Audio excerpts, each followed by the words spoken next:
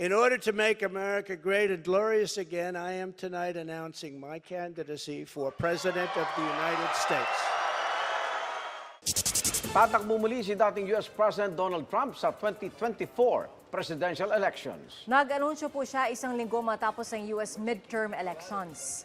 Naghain ang kanyang kampo ng mga dokumento sa US Federal Election Commission at bumuo na rin ng komite na tinawag na Donald J. Trump for President 2024. Kailangan munang makuha ni Trump ang nominasyon ng Republican Party para maging kandidato ng partido. Pagdating dun sa announcement ni former President Donald Trump dun sa kanyang 2024 plans to run again, once again, dun sa White House, wala naman surprising. Ang surprising lang is natuloy ito despite yung resulta ng midterm elections. Unang-una, just before the midterm elections, dahil malaking expectations na talong-talo dapat yung mga partido ni President Biden, no? Dapat panalong-panalo ang mga Republicans at ito, of course, yung partido ni Trump. Actually, si Trump, ang plano niya was to announce yung kanyang candidacy essentially the day after midterm elections, riding dun sa momentum ng kanyang partido. Nung tinatawag na red wave, kasi red po yung kulay ng mga Republicans, no? Habang blue naman, yun yung kulay ng Democrats. Ang problema, hindi yun na nangyari.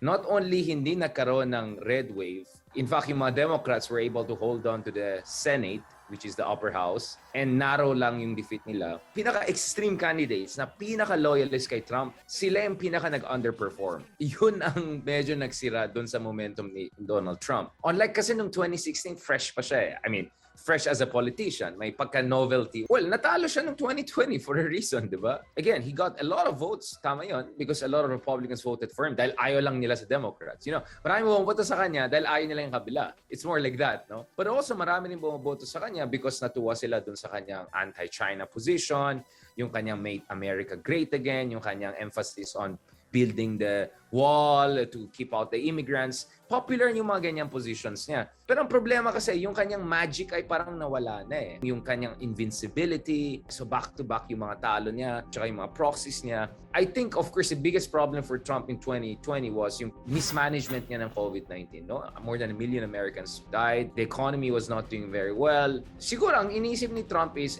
patapos ng COVID, baka in 2024, mas mabango ako. And by that time, mas galit ang tao kay Biden kaysa sa akin. I'm sure that's his calculation. Nonetheless, ang tanong was, even though nag-underperform ang Republican Party, ano naman yung options moving forward? May alternative ba to Donald Trump? Of course, yung isang pinag-usapan dyan is dun sa governor ng Florida, si DeSantis. Medyo may charisma din siya katulad ni Trump, but much more establishment siya in a sense na much more appealing siya sa mga independent voters and more, let's call it, moderate Republicans. Hindi siya all-out Trump-style reality show, no? Governor siya, so meron siyang background in executive government, unlike si Trump na diretso from celebrity to the president. Ang expectation was si DeSantis at saka dun sa mga more moderate and establishment Republicans, parang gagamitin nila itong underperformance ng mga Republicans sa midterm elections para i-question kung whether si Donald Trump dapat talaga ang kanilang standard bearer moving forward. Kasi ang sinasabi ng mga kampo nila DeSantis or supporters ni DeSantis is that hindi lang isang talo, nakatatlong talo na tayo. Nung midterm elections ng 2018, dozens of seats na wala, more than 40 seats ang nawala sa Republicans. 2020, natalo si Trump. At ngayon, super underperform si Trump. So the expectation was, yung momentum ngayon is against Trump.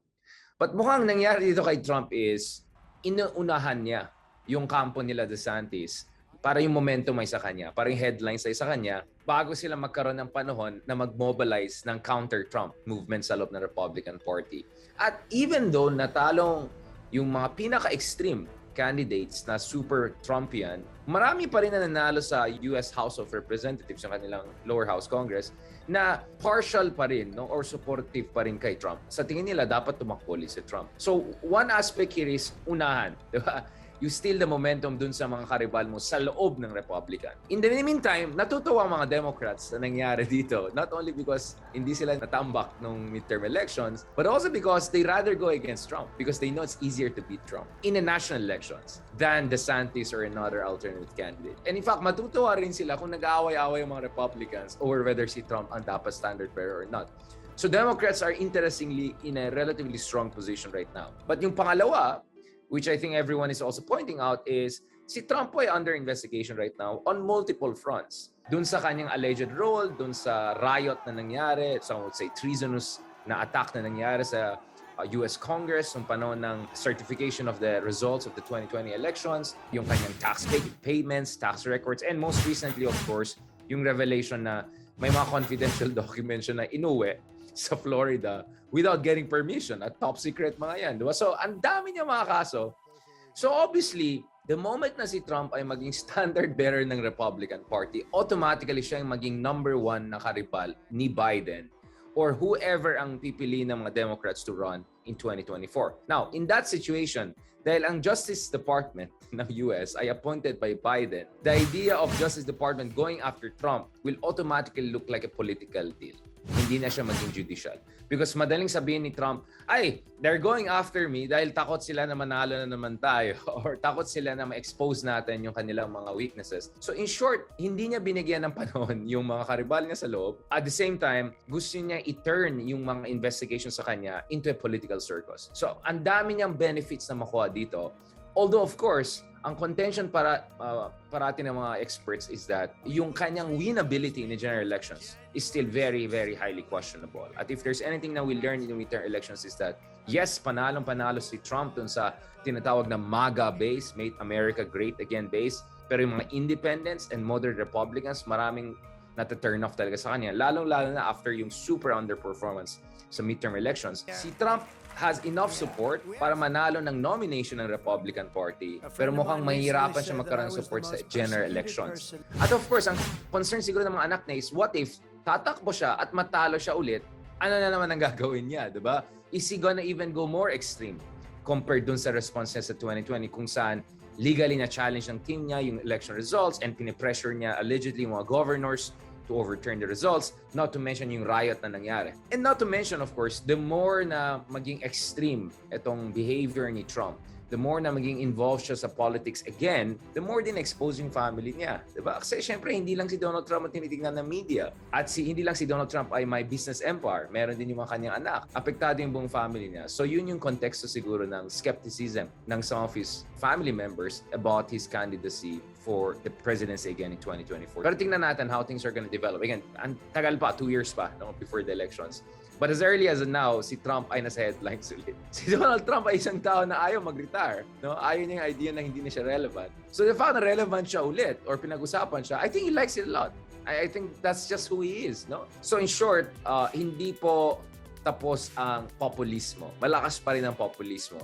So, ang sinasabi nila ngayon is, you can have Trumpism without Trump. So, even if mawala na si Trump sa eksena in the coming years or decade, yung kanyang ideolohiya, yung kanyang estilo ng politika ay hindi mawawala. Sikat na sikat pa rin yan. And I think it will just get stronger over time. Kaya mahalaga dun sa mga liberals, progressives, na maghanap din sila ng mga kanilang mga malalakas na candidates na panglaban sa mga ganitong populist, conservative, authoritarian leaders like Trump.